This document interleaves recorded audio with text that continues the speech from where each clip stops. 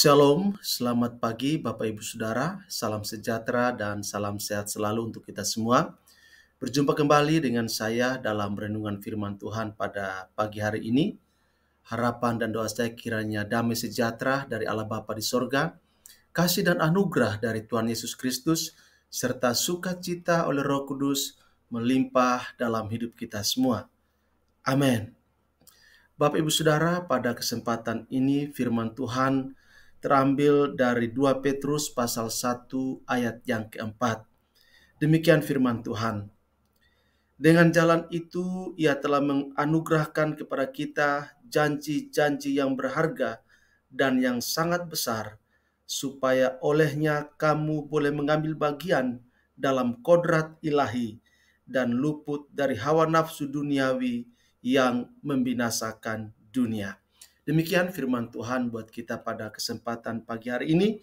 Yang berbahagia adalah setiap kita yang membaca, merenungkan, serta melakukan firman Tuhan dalam hidup kita semua. Amin. Bapak Ibu Saudara yang dikasihi oleh Tuhan Yesus Kristus, jutaan orang di dunia bersaksi, bercerita tentang perubahan dalam kehidupan mereka ketika mereka membaca dan mempelajari firman Tuhan. Daya tarik dari firman Tuhan yang terdapat di dalam Alkitab, baik perjanjian lama maupun perjanjian baru, sifatnya sangat universal. Alkitab berbicara kepada laki-laki dan perempuan dari semua suku, bangsa, budaya, dan usia. Oleh membaca halaman-halaman Alkitab, para pemabuk menjadi sadar, para pencuri jadi jujur, pelacur jadi bertobat, dan pecandu obat-obatan menjadi merdeka. Kemarahan, kepahitan, dan kebencian dikalahkan oleh pengampunan yang penuh kasih, kemurahan hati, dan kesabaran. Ketamakan yang mementingkan diri berubah menjadi pelayanan yang mementingkan banyak orang. Pernikahan yang hancur kembali diperbaharui, hubungan yang retak disatukan kembali, harga diri yang hancur dipulihkan. Dalam firman Allah, yang lemah mendapatkan kekuatan baru, orang yang bersalah mendapatkan pengampunan, yang kecewa menemukan sukacita baru, dan yang putus asa mendapatkan pengharapan. Roh Kudus yang sama, yang mengilhami para penulis Alkitab, mengilhami mereka yang juga membaca serta merenungkan firman Tuhan di dalam Alkitab. Bapak Ibu Saudara yang dikasihi oleh Tuhan Yesus Kristus, awal tahun 1960-an, Tex Watson pergi ke California Selatan mencari kebebasan yang total. Ia tinggal di gedung perfilman kosong bersama keluarga Charles Manson. Tex terbukti pengikut luar biasa, menggunakan banyak narkotik, dan meneguk falsafah kehidupan keluarga Manson. Manson memberitahu para pengikutnya, mereka harus bebas seperti binatang liar, untuk hidup, untuk berbohong, dan untuk menghilangkan nyawa orang lain.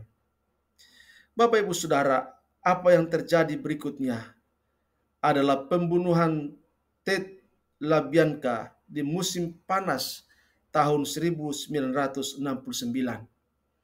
Pembunuhan 7 orang secara mengerikan, mengejutkan negeri itu. Tex dituduh sebagai salah seorang pembunuh. Para psikiater mendiagnosis dia gila, sama sekali tidak bisa menjalani pemeriksaan pengadilan. Lalu dalam penjara Los Angeles County, ia sering menghempaskan dirinya sambil menjerit di jeruji penjara. Bapak Ibu Saudara, kini semua itu telah berubah. Tex Watson adalah seorang yang baru. Ia pindah ke penjara dengan pengamanan skala sedang di San Luis Obispo, California. Di sana ia memimpin pelajaran Alkitab dan senang menjawab pertanyaan-pertanyaan para tahanan. Watson mengepalai sebuah organisasi yang disebut Abounding Love Ministry. Ini bukanlah pertobatan rumah tahanan superficial.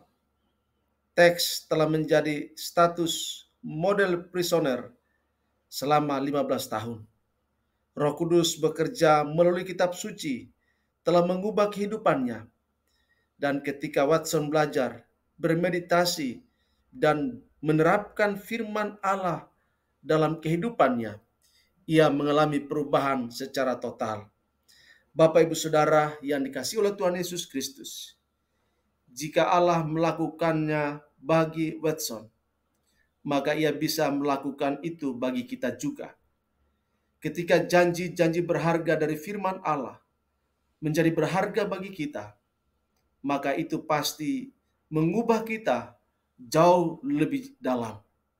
Oleh sebab itu, Bapak Ibu Saudara, temukan sendiri kuasa yang mengubahkan hidup itu dengan membaca, merenungkan, mengaplikasikan firman Tuhan setiap hari. Jangan lewati hari tanpa membaca dan merenungkan firman Tuhan, sebab firman Tuhan berkuasa untuk mengubah karakter kita yang kasar menjadi lembut, yang lemah menjadi kuat, yang susah mendapatkan penghiburan, yang mengalami jalan buntu akan menemukan jalan keluar ketika membaca dan merenungkan firman Tuhan setiap hari.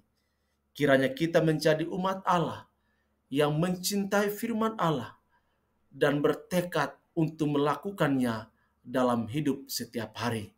Maka Tuhan akan memberkati kita.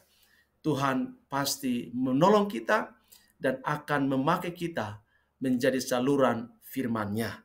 Tuhan Yesus berkati dan shalom untuk kita semua. Amin.